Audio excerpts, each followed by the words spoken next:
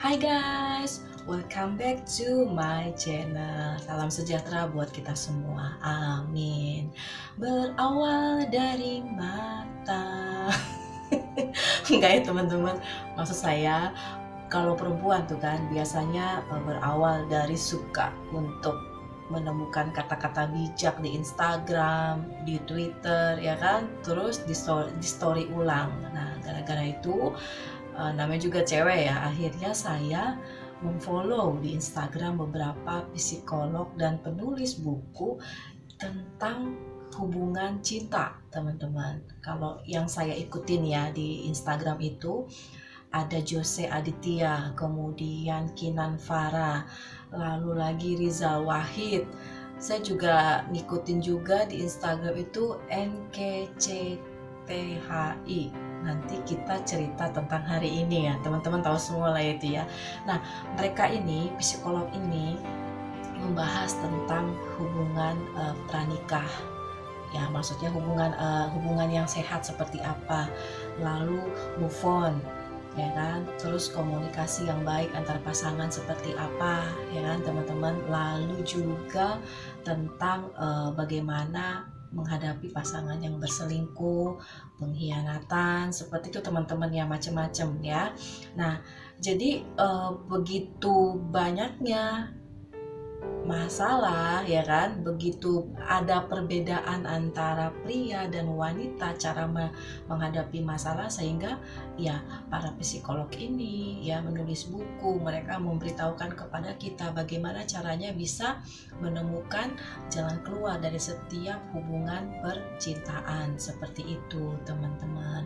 Nah, hari ini ya, di malam minggu ini saya mau ngebahas tentang chicken soup for the couple soul. Teman-teman, saya tidak akan membahas tentang hubungan perselingkuhan, perceraian dan sebagainya, tidak. Cuma saya mau ingetin ke kita semua, ke kalian semua, bahwa apa sih dasar dari Alkitab ya, firman Tuhan yang mengingatkan kita, yang selalu senantiasa ada ya teman-teman. Kalau dunia saja seperti psikolog yang tadi yang saya sebutkan namanya, mereka mempunyai sikap yang optimis bahwa dalam setiap percintaan tuh, setiap masalah ada jalan keluar. Apakah Alkitab membahas tentang seperti itu? Di Alkitab teman-teman, Tuhan tuh memberitahukan kepada kita apa sih sebenarnya yang dimaksud dengan cinta, dasar dari kasih itu seperti apa.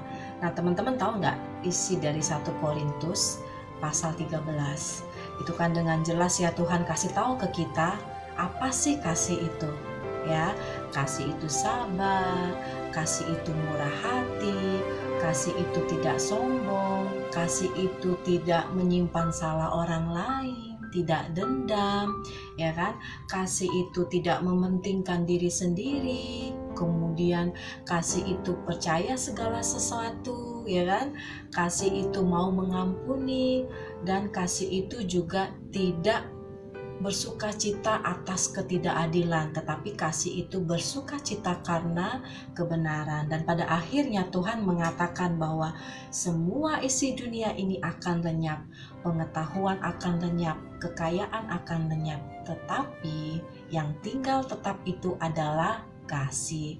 Nah teman-teman, di buku Chicken Soup for the Couple Soul ini ya, ini adalah cerita-cerita tentang kasih yang seperti yang saya sebutkan tadi, sesuai dengan isi firman Tuhan. Teman-teman simak ya. Nah teman-teman, judul yang pertama yang saya ambil dari buku ini adalah Aku Sangat Mendambakan Cintamu. Nah teman-teman, pada saat Perang Dunia Kedua itu kan terjadi pada tahun 1939 sampai dengan 1945. Nah pada saat itu, pada musim gugur di tahun 1942, pada saat masa-masa Perang Dunia itu, ada seorang anak laki-laki. Dia merupakan satu tahanan di Jerman, ya, ditahan di suatu camp ya, camp Nazi. Nah, mungkin kalau camp itu seperti barak ya teman-teman, barak militer, lalu dikelilingi oleh kawat-kawat duri, seperti itu teman kondisinya. Nah anak ini tuh dalam namanya juga tahanan, kekurangan makanan, kekurangan tidur. Nah, kenapa sih ada tahanan seperti itu ya, untuk membantu apabila ada pas suatu negara itu kekurangan atau pasukan perangnya meninggal. Nah, dari tahanan inilah mereka akan mengambil bala bantuan, teman-teman. Nah, anak laki-laki ini bernama Herman. Nah, dia tuh merenungi nasibnya. Aduh, bagaimana keluarga saya seperti apa? Bagaimana masa depan saya? Saya ditahan seperti ini untuk membantu perang gitu. Nah, pada saat malam hari, teman-teman, dia kan dibangun sebuah kemah ya, beberapa kemah di sekeliling camp itu dijaga ketat. Nah, malam hari, rupanya ada rumah penduduk daerah camp itu. Nah, rumah penduduk itu ada anak kecil seumuran dengan Herman ini ya, teman-teman. Lalu habis makan malam, dia jalan-jalan gitu, anak kecil perempuan ini jalan-jalan, dan dia membawa satu buah apel dan sampai di tempat camp itu, teman-teman. Nah, kemudian si Herman ini juga dia sambil duduk gitu ya, duduk dia dengan posisi meringkuk gitu ya, dia sedih gitu, aduh kenapa sih seperti ini gitu. Lalu si anak perempuan ini menyapa dia gitu, kamu udah makan belum gitu, nih aku kasih apel lah. Di balik kawat duri itu dia jatuhin tuh apel ya kan, sehingga dimakan oleh si Herman ini. Nah, kejadian ini berlangsung selama 7 bulan, teman-teman ya, selama 7 bulan. Dan si Herman ini senang karena walaupun cuma dibatasi dengan kawat duri, bisa ngobrol ya, bisa cerita gitu, teman-teman. Nah, kabar buruk terjadi setelah 7 bulan itu, bahwa si Herman ini akan dipindahkan ke tempat yang lain, ke tempat tahanan yang lain gitu ya, teman-teman. Sehingga dia mengatakan kepada teman perempuannya ini apel terakhir yang kamu berikan kepada saya, besok jangan kasih lagi karena saya nggak akan ketemu kamu lagi, saya akan pindah, seperti itu, teman-teman. Nah, akhirnya berbulan-bulan, bertahun-tahun, perang itu selesai, teman-teman ya, di tahun 1945. Otomatis ketika anak si Herman ini pergi ya kan, pindah, hubungan mereka kan jelas, bahkan si Herman ini tidak tahu nama anak ini ya, teman-teman, tidak tahu namanya siapa atau gimana, tinggal di mana gitu. Nah, mereka setelah 15 tahun berlalu ya, teman-teman, si Herman ini benar-benar tidak ada keluarga yang masih hidup. Jadi hanya dia sendiri yang tinggal di New York ya, teman-teman. Setelah perang di Jerman itu, dia si Herman dia ke New York, teman-teman, jadi imigran dia gitu. Nah, dia ngerasa sedih gitu ya, nggak punya keluarga, dia berjuang sendiri, dia bekerja sendiri gitu. Nah, tetapi dia tetap mempunyai semangat, dia tetap bekerja, teman-teman, karena dia mengingat sahabatnya perempuan ini. Di tengah-tengah kesulitan, di tengah-tengah perang gitu, bahwa ada Tuhan tuh memakai seseorang untuk menjadi teman terbaik saya gitu. Teman bercerita, memberikan kekuatan, walaupun cuma ngasih apel tapi ngerasa diperhatiin ya, teman-teman ya gitu. Nah, sehingga dia mengingat kasih temannya itu yang membuat dia tetap jadi seorang yang tidak pernah putus asa, bahwa bagaimanapun hidup saya tuh Tuhan selalu punya rencana yang baik, begitu, teman-teman. Sampai temennya ya membuat satu kencan buta lah, kencan ya, maksudnya dikenalin teman perempuan kepada si Herman ini. Mau nggak aku kenalin teman perempuan gitu kan, kamu harus mikirin masa depan nih, minimal kamu kenal dulu lah, berteman dulu, cari pergaulan yang teman yang bisa membuka teman kamu ngobrol, begitu kata temennya. Sebenarnya sih di awal nih Herman nih males banget, aduh ngapain sih gitu kan, aku lagi nggak mikirin tentang cinta seperti itu gitu. Tetapi karena kegigihan temennya, akhirnya dia mau, teman-teman, ketemu gitu. Akhirnya diaturlah makan malam sehingga bertemu dengan perempuan ini yang diatur oleh temannya. Lalu setelah berkenalan, nama perempuan ini adalah Roma.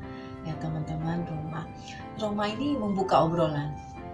Kamu, Herman, waktu masa perang, kamu di mana gitu? Kamu saat itu di mana gitu? Terus Hermannya menjawab, iya, aku di Camp Nazi saat itu, jadi tahanan seperti itu. Terus si Roma mulai berpikir, di Camp Nazi, jadi tahanan gitu kan. Terus si Roma nanya lagi, terus apa yang kamu alami di sana, katanya gitu. Iya, aku inget banget seseorang teman aku perempuan, setiap malam selama 7 bulan itu dia ngasih aku apel, terus kita saling berbicara banyak hal, suka bercanda, nemenin saya, kata si Herman gitu. Terus si Roma mulai nanya lagi, 7 bulan, dia bilang gitu. Apakah apakah kamu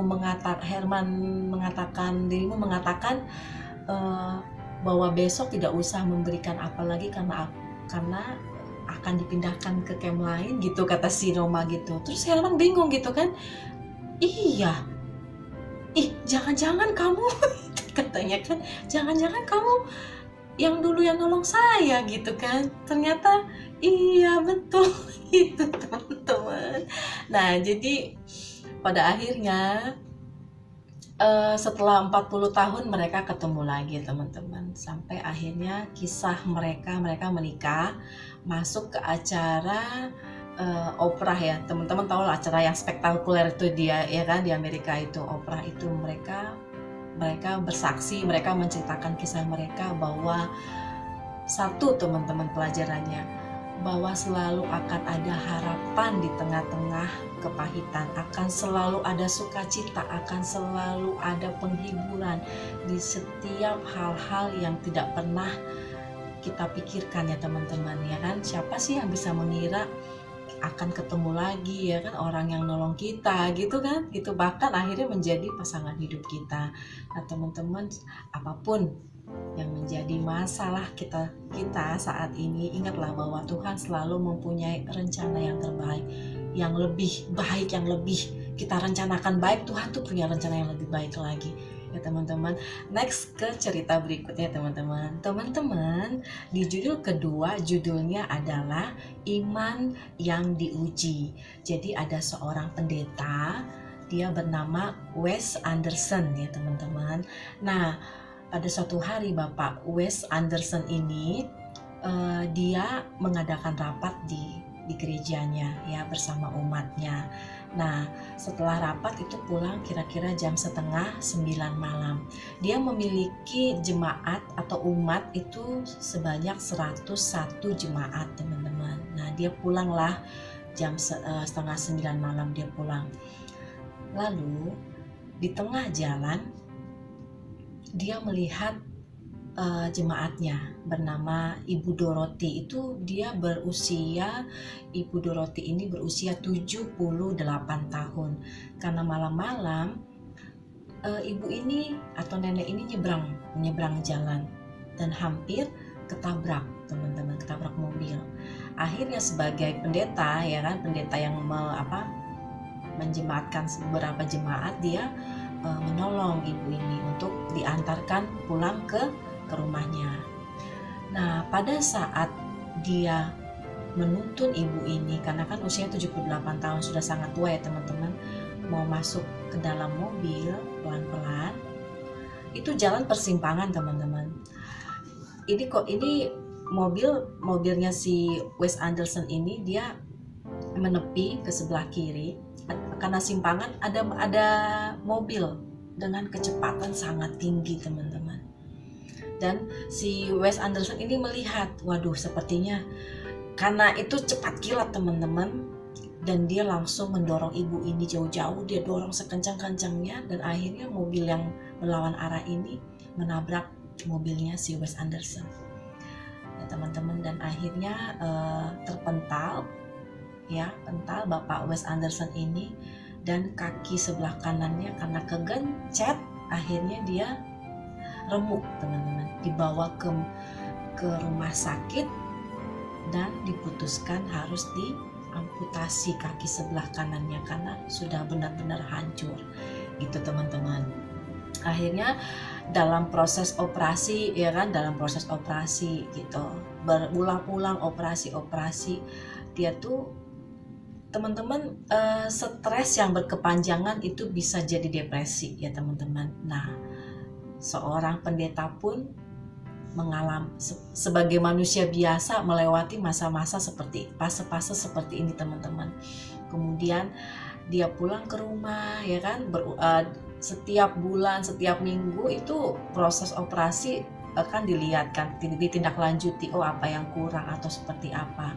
Dan dia kehilangan kakinya ya teman-teman ya, bisa dikatakan ya dia kehilangan kaki satu lah gitu, seperti itu teman-teman. Akhirnya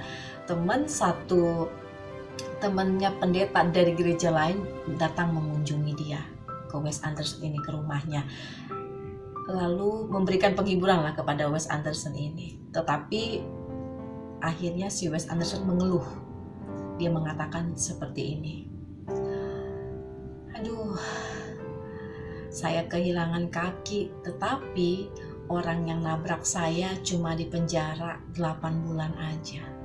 Kok Tuhan gak adil banget ya? Gitu si Wes Anderson mengatakan kepada nama sahabatnya Mike teman-teman. Terus Mike mengatakan, kan kamu pernah ngomong kepada jemaat, kepada saya juga, bahwa Tuhan itu punya rencana yang lebih baik. Percayalah bahwa dalam hidup kamu pun Tuhan juga mempunyai rencana yang indah gitu. Nah, si Wes Anderson ini masih single teman-teman, belum menikah ya. Terus dia setelah Mike berkata seperti itu bahwa Tuhan punya rencana yang baik dalam hidupnya, Wes Anderson ini ngomong gini, nih lihat kaki aku, carut marut begini, karena kan kulitnya diambil, diangkat, jadi jaringan ya kan, di kaki kita kan banyak jaringan-jaringan ya teman-teman, otot gitu kecil-kecil kan, kalau sekiranya berbahaya kan dicabut, apalah seperti itu teman-teman. Pokok kondisinya itu nggak indah banget gitu kan. Nah, terus temennya ini, si Mike ini tidak kalah tidak mau menyerah. Dia mengatakan seperti ini, ingatlah bahwa pengorbananmu walaupun kakimu seperti ini, bahwa Ibu Dorothy itu, kamu telah menyelamatkan Ibu Dorothy, kamu telah menyelamatkan satu nyawa. Bersyukurlah untuk hal itu, dan kamu juga masih hidup saat ini. Seperti itu kata Mike. Nah, tetapi pada akhirnya dia merenungkan kata-kata sahabatnya ini. Iya juga, benar gitu, bahwa saya telah menyelamatkan satu nyawa gitu kan, dan Tuhan juga masih memberikan saya kesempatan untuk hidup walaupun saya nggak punya kaki. Nah teman-teman, keesokan hari itu ada reporter dari sebuah media cetak lah ya, koran gitu. Dia minta izin kepada Wes Anderson, bagaimana Pak kalau saya membuat kisah tentang Anda di koran kami, di surat kabar kami gitu. Nah pada awalnya si Wes Anderson ngomong gini, janganlah, untuk apa gitu dia bilang. Tetapi reporternya mengatakan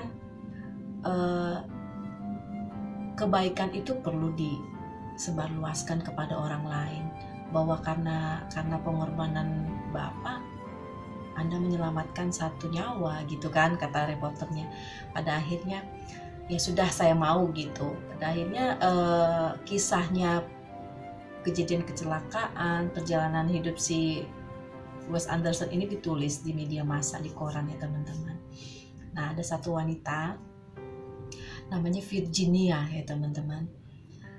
Dia itu janda, diceraikan oleh suaminya. Tetapi dia pada saat diceraikan, dia mengambil kuliah S2. Ya, mengambil kuliah S2, kemudian dia bekerja juga, dia begitu mengatur waktu begitu susahnya gitu, dan dia memiliki anak laki-laki, ya, memiliki anak laki-laki yang berumur 16 tahun. Nah, setelah Virginia ini lelah ya teman-teman, kerja, kuliah gitu ya, sampai di rumah ternyata anaknya keracunan makanan, muntah-muntah. Dia tuh kayak ngerasa kayak, kita dapat bayangin teman-teman yang udah capek banget gitu ya, stres sampai rumah bukannya beristirahat malah mendapatkan anaknya dengan kondisi kayak seperti itu. Nah, terus akhirnya dia lihat surat kabar, lihat koran di rumahnya, lalu membaca kisah tentang si Wes Anderson ini. Terus dia ngerasa kayak apa ya, ngerasa bukan terpukul, ngerasa ya ampun, di dunia ini tuh nggak hanya saya doang yang ngalamin susah gitu. Ini orang nggak punya kaki karena nyelamatin orang lain gitu. Kok saya masih diberikan lengkap tubuh begini, kok saya masih ngeluh gitu kan. Akhirnya karena kisah seperti ini di minggu-minggu berikutnya kan, karena koran berarti kan si ada alamat rumah si Wes Anderson begitu dipublikasikan teman-teman ya kan. Nah akhirnya minggu berikutnya karena penasaran si Virginia ini mengatur waktu untuk bertemu dengan si Wes Anderson. Betapa kagetnya si Virginia pada saat di rumahnya Wes Anderson itu, begitu banyak karangan bunga, begitu banyak ucapan kartu-kartu ucapan terima kasih, kamu hebat, kamu pahlawan begitu teman-teman. Tapi akhirnya si Virginia ini memberikan ucapan terima kasih gitu ya. Terima kasih, kisah Anda begitu membuat hati saya menjadi semangat gitu, memberikan saya kekuatan. Terus kata Wes Anderson seperti ini, kamu nggak kenal saya kok sampai bela-belain ke sini. Iya, karena kisah Anda itu betul-betul membuat saya itu seorang janda yang berjuang untuk anak saya harus kuliah kerja gitu. Saya pikir saya nggak akan kuat melewati ini semua gitu ya, dengan kasus perceraian dia, tetapi dengan kisah Bapak saya bisa tetap menjadi orang yang bahwa hidup tuh jangan cepat putus asa begitu teman-teman. Nah akhirnya ya proses berlalu.